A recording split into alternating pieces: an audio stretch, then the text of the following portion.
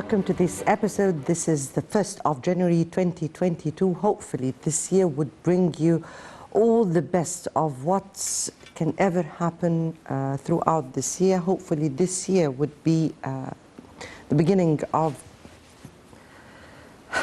culmination to all situations, to all the conflicts, to all the sufferness of people all over the world, particularly the Middle East and the Arab world. This is a recap of the year 2021, which has seen lots and lots of developments during this year. Egypt started with the announcement of the new republic, followed by several announcements, including the National Strategy for Human Rights. Many of the achievements that were made during the year, including the return of Egypt to the COMESA, and finally the inauguration, or the week of inauguration, that took place at the final week of the year to Upper Egypt.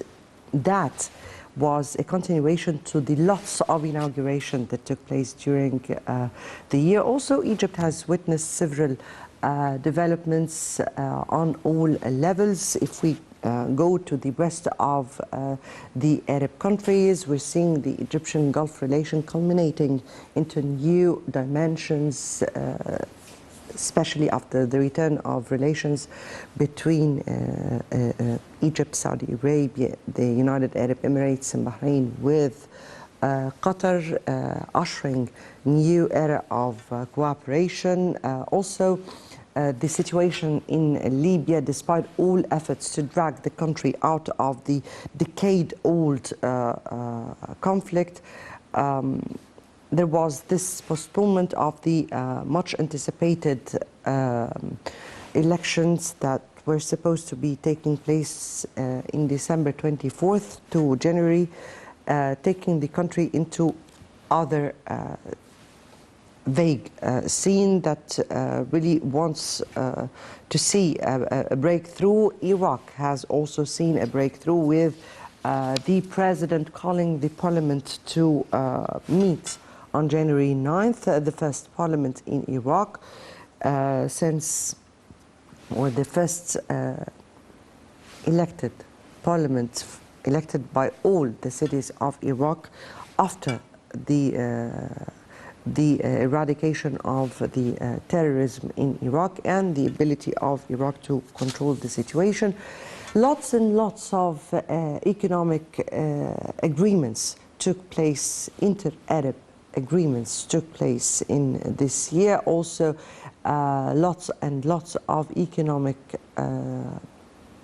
developments took place, inter-Arab communication and contacts and memorandums of understanding. Lots and lots of developments took place in the Arab world. Some of them were ushering a new era of hope, and some of them were really wheeling for this hope.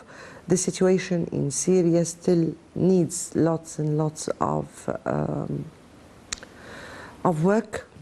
Yemen also needs lots and lots of work.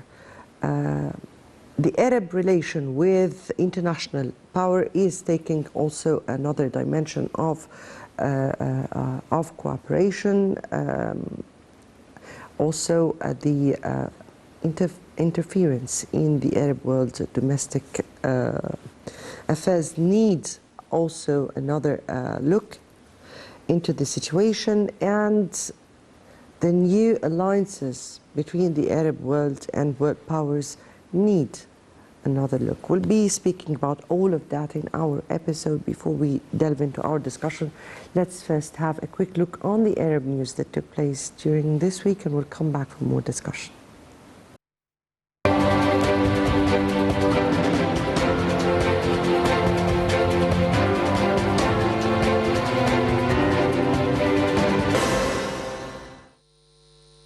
Palestinian Iranian President Mahmoud Abbas told Russian President Vladimir Putin on Thursday that Israeli policies risk triggering an explosion in the occupied West Bank. In a telephone call, Abbas stressed that Israeli settlements, land confiscation, home demolitions, and settler terrorism were among factors leading to anger in the West Bank. The Palestinian leader warned that the continuation of these Israeli measures would lead to an explosion of the situation. Libya's interim Prime Minister Abdelhamid al-Dibeiba led a cabinet meeting on Thursday despite concerns that postponement of presidential election could jeopardize his position. The election set for December 24th was meant to be the culmination of a United Nations-led efforts to drag Libya out of a decade of conflict, but it was derailed by bitter arguments over candidates, among them al-Dibeiba himself, and a disputed legal framework. Dibeiba had taken leave from his role as head of a unity government to stand in the election. His administration is based in the capital Tripoli in the country's west and was tasked with leading the North African country to the ballot box. A new Kuwaiti government was sworn in on Wednesday, the Gulf Emirates' fourth in 2 years. The last government quitted in November in the face of a standoff with parliament over reforms. Kuwait has been shaken by disputes between elected lawmakers and successive governments dominated by the ruling Al-Sabah family for more than a decade, with parliaments and cabinets dissolved several times. The cabinet was sworn in before the Crown Prince, Kuwaiti Foreign Minister Sheikh Ahmed Nasser Al-Mohammed Al-Sabah, and Oil Minister Mohammed Al-Faris retained their posts in the reshuffle. Saudi King Salman urged Iran on Thursday to end its negative behavior in the region and head towards dialogue and cooperation. King Salman said that he was following with great concern the Iranian regime's destabilizing policy to security and safety of the region. He accused Iran of establishing and supporting sectarian and armed groups in the region. Earlier, Riyadh charged that Tehran was aiding Yemeni rebels in launching deadly attacks on the kingdom.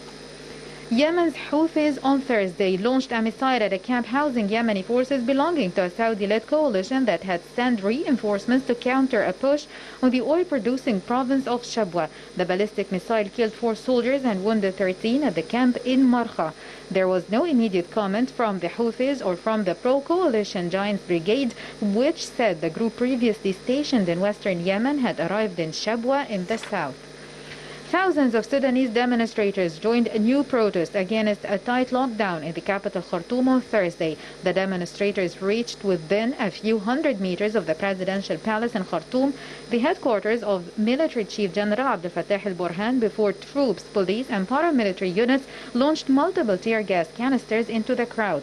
Meanwhile, Sudanese security forces shot dead 4 people during nationwide demonstrations, at least 3 of them in Durman. The Sudanese government, led by al-Burhan, had been counting on a controversial November partnership deal with Prime Minister Abdullah Hamdok to calm public anger.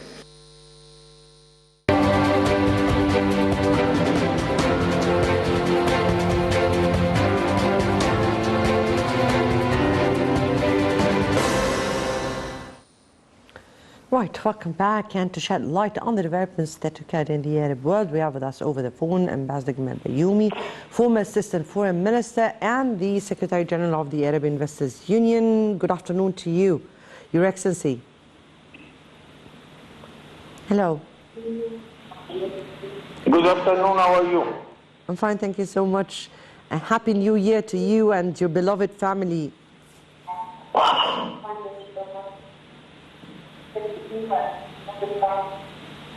Same to you and to the whole building of Maspiro. Ambassador Bayoumi, can you please lower the voice of the television and hear me from the phone, because we have to get in contact. But I cannot hear you from the phone. Try to hear me from the phone. Okay, I'm going to do that. All right. Yes. Right. Many developments occurred in the Arab world, and let's start with Egypt, which has seen lots and lots of development, particularly on the political and the economic sides. Yes. How have you seen the year 2021 for Egypt and its relations and cooperation with the Arab world? I am following what is happening in the Arab world because it is our immediate first circle of our foreign policy. Egypt is one country in the heart of the Arab world. And here we have negative and positive stories. The positive stories, let us start by it, that the trade among Arab states is going much better than before. The Arab trade with Egypt is making something like 20% of our foreign trade. Also, we in the trade balance with the Arab world, Egypt is making a surplus for Egypt's favor. This is good. Also, we started to establish what we call sub-regional groups, such as Egypt, Jordan, and Iraq, such as Jordan, Egypt, Tunisia, and Morocco, a Agadir Declaration. And we are doing a good effort concerning trade and investment. And I must recall here that the Arabs are one of our largest partners in investment in Egypt, even Qatar. The good element here that although we had some problems in the relation with Qatar years ago, you can find easily many projects in Egypt with the investment of Qatar.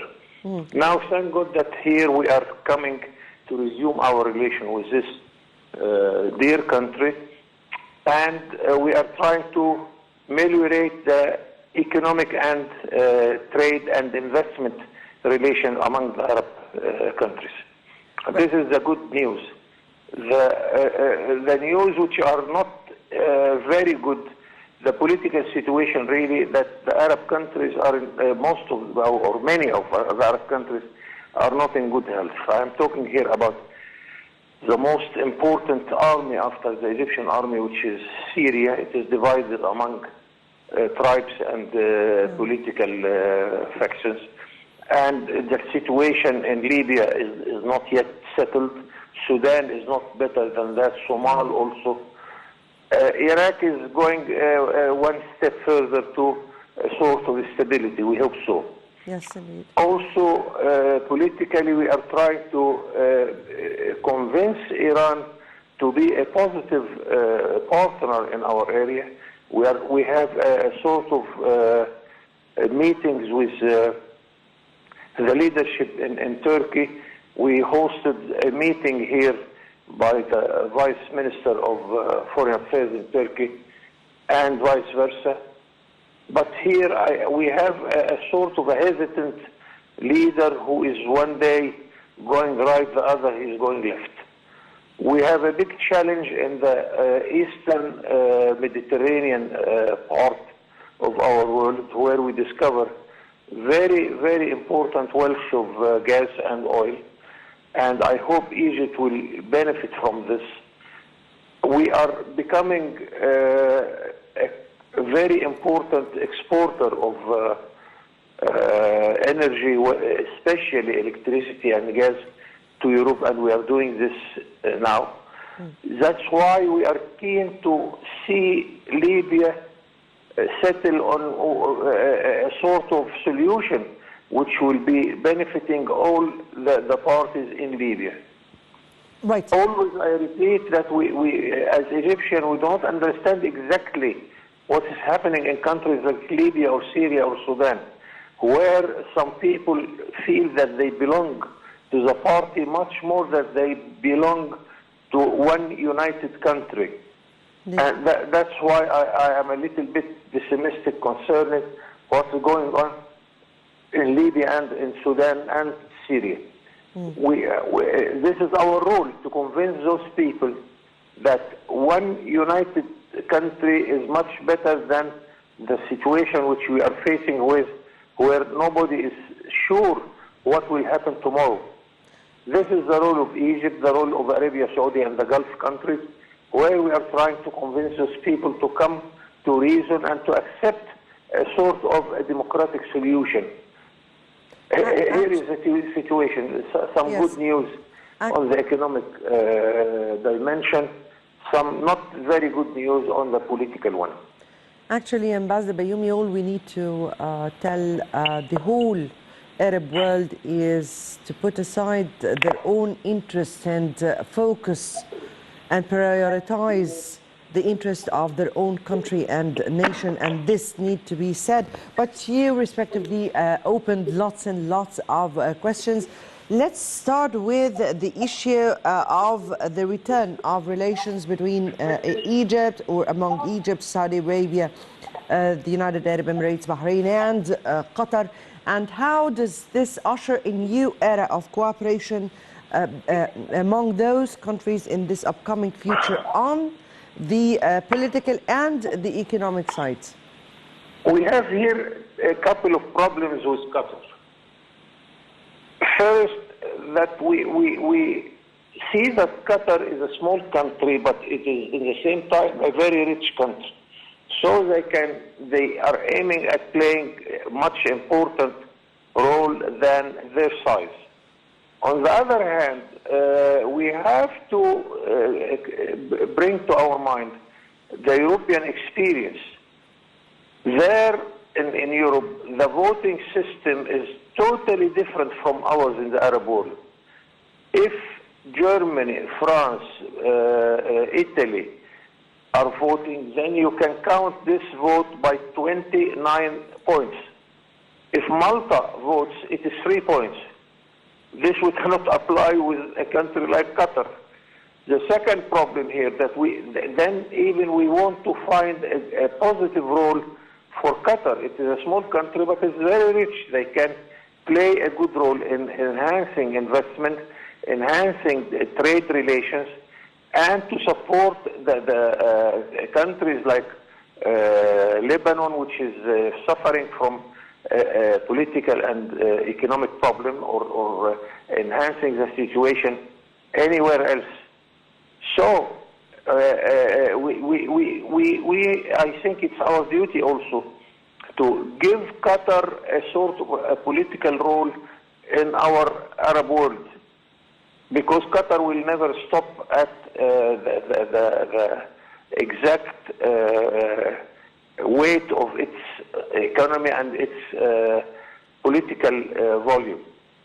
Once, I am fond of Qatar, by the way. I visit Qatar plenty of times, and the last time it was 2011, where I said that please be careful of your size. In Egypt, we give birth annually for 5 times your population.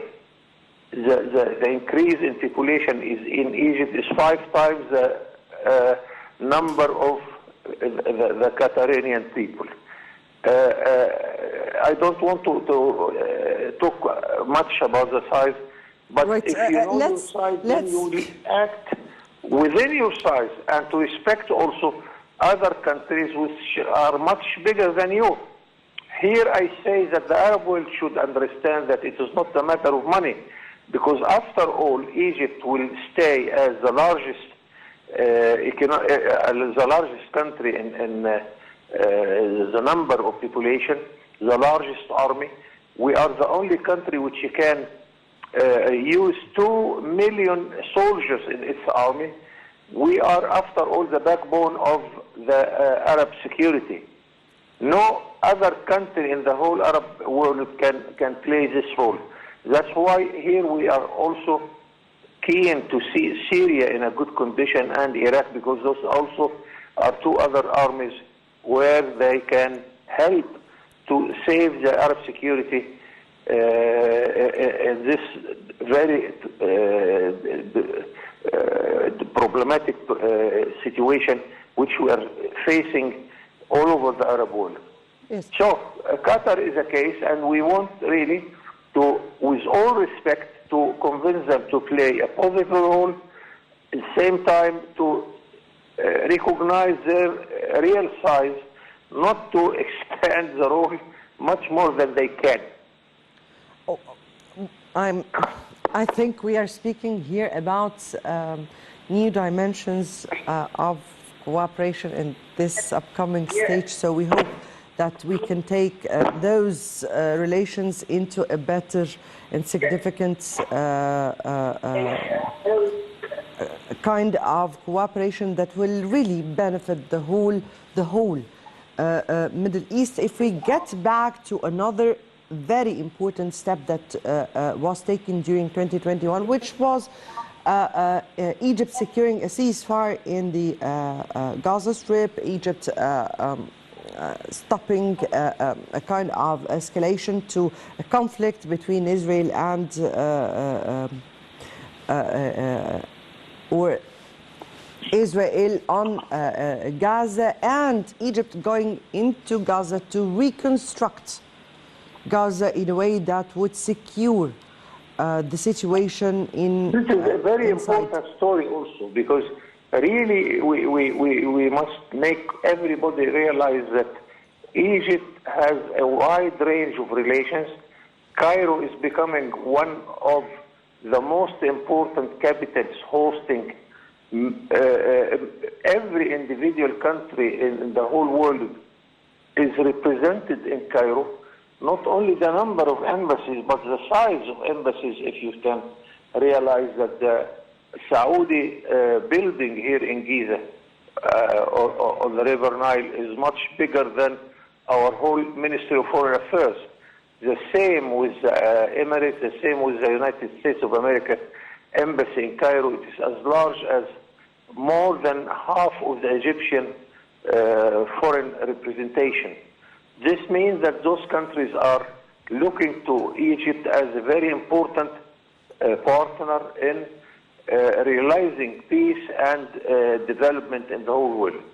As of Gaza, this is a very good example where Egypt convinced both sides, whether Israel or Hamas, to stop fighting each other. And we really succeeded to do this. And we still have direct relations with all the parties. Here we shall make this story of success realized much more when we convince the people in Hamas to be a part of the Palestinian Liberation Organization. It cannot continue as a separate body out of the whole Palestinian government. I am afraid to tell you that I am not here optimistic concerning the aims of Hamas, because some of our Palestinian brothers told me that Hamas is aiming to have a sort of Islamic republic in Gaza of 2 million inhabitants. Mind you that the Muslim community is 1,400 million inhabitants. What are you going with 2 million here? Threatened by all means of troubles with Israel. So, the first step here to settle the Palestinian question is to bring all the Palestinians on one united Palestine, on one united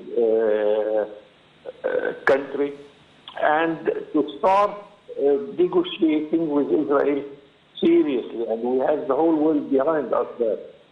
Also, we have a problem in Israel, because Israel, since it was established, we don't have one party where you can deal with them. Always you have a sort of a gathering of many parties in Israel represented in the government. So you have the left and the right dimension of the government. So it is very difficult nowadays to negotiate with Israel in this position. But we are doing our best, and I think we are doing well.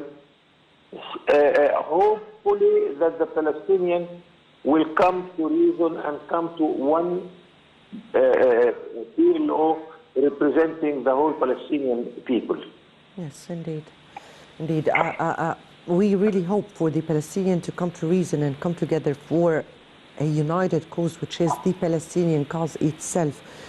Ambassador Gamal Bayoumi, former Assistant Foreign Minister and the Secretary General of the Arab Investors Union, we thank you so much for being with us over the phone. And before we continue on with our discussion, let's first have this quick report and a recap to the Arab world developments, and we'll come back for more discussion.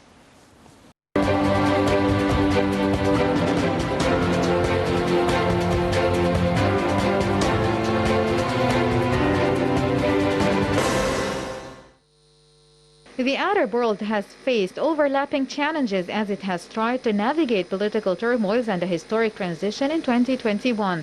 Among the most prominent challenges was what sort of a future can the Arabs foresee? Will it be prosperous, safe, and stable? A general sense of disappointment prevails in many Arab countries. The persistent instability in Iraq, Libya, Syria, and Yemen, the faltering transition in Sudan and Tunisia, and the vulnerabilities in Lebanon. Meanwhile, the Israeli-Palestinian peace talks remain deadlocked as Israel prolongs its occupation of the West Bank and fails to recognize an independent Palestinian state with East Jerusalem as its capital. Israeli actions have created greater dangers that could trigger a new shakeup in the region. The Israeli war on Gaza in May, the fourth on the Strip since late 2008, serves as a testimony that the U.S.-sponsored peace plan by Israel and certain Arab countries dubbed the deal of the century, but dismissed by the Palestinians, would not bring closure and another war could come soon. Meanwhile, economic stagnation is cutting the dreams of millions, especially among young people struggling for education and job opportunities. One of the major consequences of the Arab world's economic difficulties is that income inequality has increased, whether one looks at inter-regional or in-country measures. One of the biggest challenges the Arab world has to face also in the coming years is climate change, which is already impacting many of its countries in dire ways. While some cities in the Arab region are said to be at risk of disappearing beneath the sea as climate change causes sea levels to rise, prolonged hot weather, desertification, and droughts will also make parts of the Arab region uninhabitable. The dangers could put intense pressure on agriculture and potentially trigger environmental-induced migration and even demographic conflicts. An immediate challenge is the COVID-19 pandemic, which has reached almost every country in the Arab world with various degrees of intensity depending on how effective and rapid was the governmental response to available resources. All these challenges place the region at crossroads, and depending on the answers to these challenges, the results will range from everything from regional cooperation and stability to conflicts in the Arab world.